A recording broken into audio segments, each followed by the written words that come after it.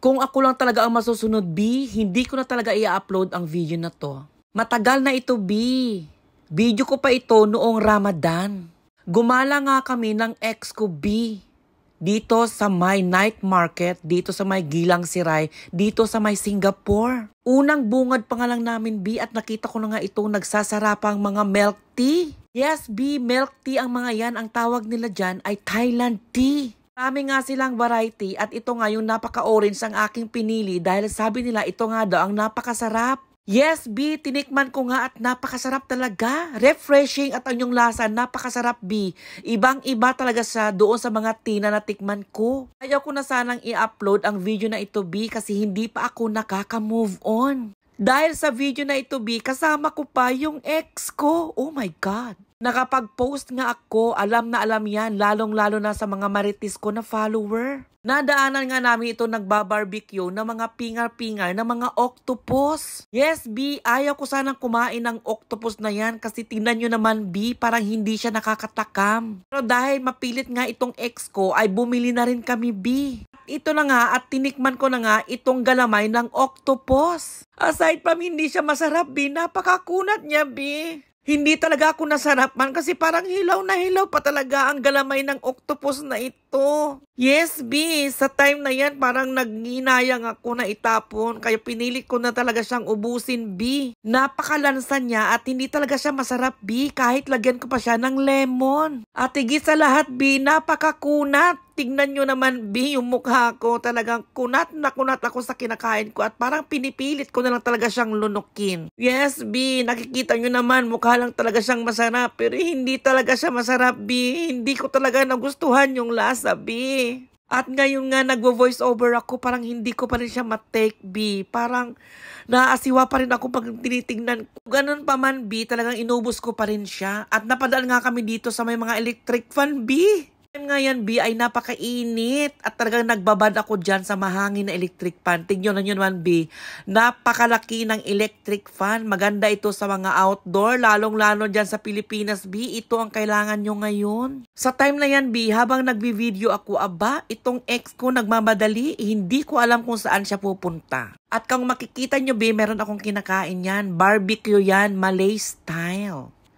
Kung sa Ilonggo pa ay batikulon at kung sa Ilocano naman ay batikuleng, B. Muntik ko nang nakalimutan talagang Ilocano ng batikuleng. Hindi ko alam kung ano sa English yan at sa Tagalog. Oh my goodness, balon-balunan pala, B. Nasarapan naman talaga ako doon sa barbecue na yan, kaya gustong-gusto ko siya. Hindi katulad nung galamay ng octopus kanina, parang hindi ko talaga siya malunok, B.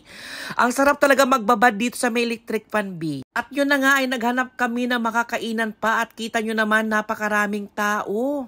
At napakalaki ng lugar na yan, B, as in napakadaming tao. Sari-sari nga ethnicity ang makikita mo dyan, B. Iba't iba ring nationality. Paigad ka muna, ga. Paigad ka, naiga ka, hindi ka gusto makita, as in.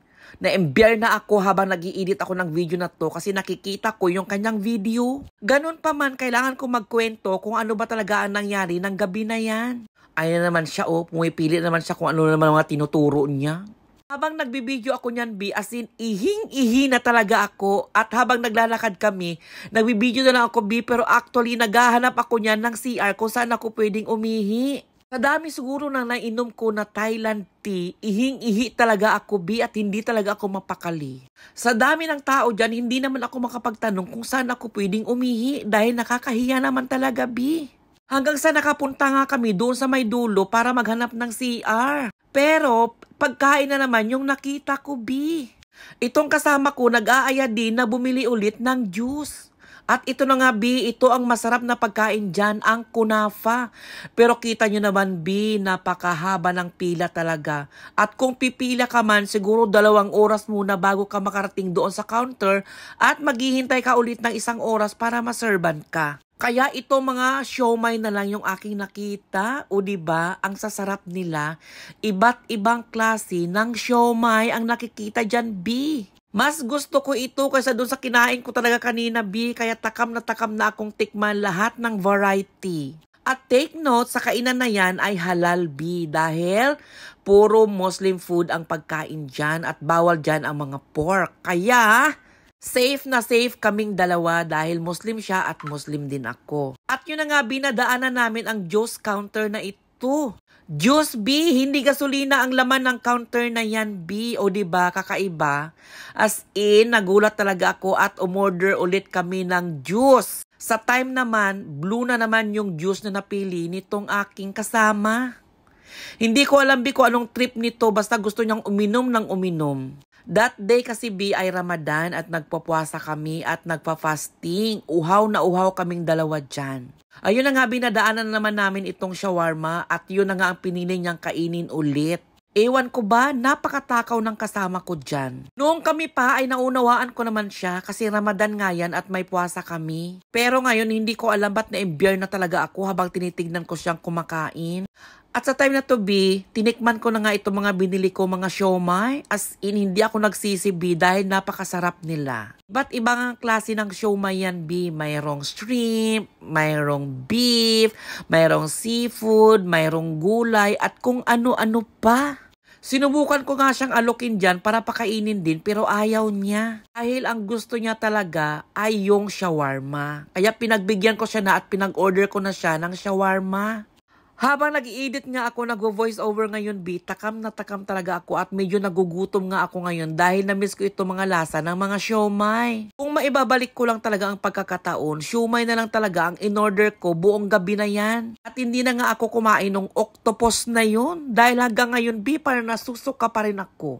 Hayaan na natin dahil tapos na yun at nakain ko na at nalunok ko na. At ito na nga at titikman ko na yung kanyang binili na juice.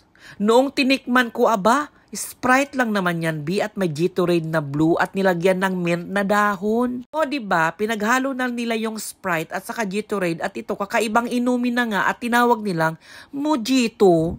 Yes B, Mojito daw ang tawag sa inumin na yan. Wala namang pinagkaiba sa Sprite at saka sa Gatorade. At dumating na nga itong order niya at Diyos ko, ang haba naman yan B. Pag binubuksan niya nga yung pagkain niya, B, ay iba ng imagine ko. Parang bigla ko tuloy siyang na-miss. Charot. Yes, B, siguro masarap ang shawarma na yan. So, titikman niya na yan, B, at tinatanong ko nga dyan kung gaano kahaba yung kanyang shawarma. Sinukat niya na nga yung kanyang shawarma at sinabi niya 8 inches nga daw yung shawarma na hawak niya. At pinakita niya nga sa akin, B, malaman, makarne ang laman ng kanyang shawarma.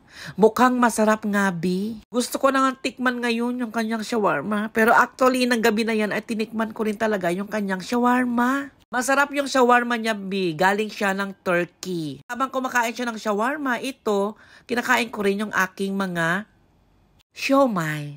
Masarap talaga i-partner yung siomai at shawarma.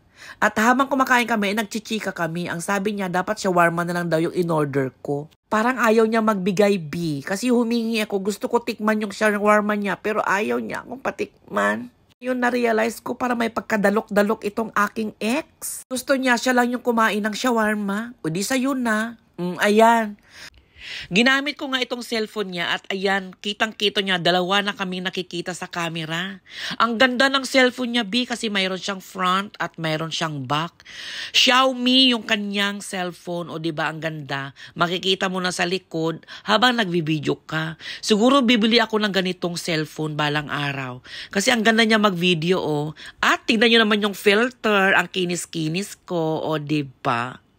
Sa time na yan, B, napaka-sweet pa namin. Pero aaminin ko ngayon, naghihinayang din ako kasi ang ganda ng aming samahan, dalawa. Pero nga namin ng night market at ito, nag-picture-picture na lang kaming dalawa at pauwi na kami ng time na yan at nadaanan namin yung napakaraming ilaw. Pag nagbo-voice over ako ngayon, B, parang na-miss ko siya.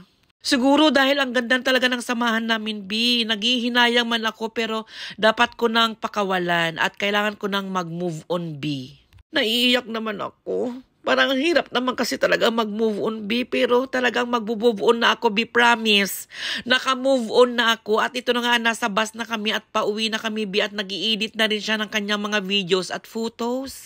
Parang dead man na ako at wala na siyang time sa akin. Buti na nga lang at wala na kami. At bumili rin pala ako ng medyas. Ayan. Bye-bye.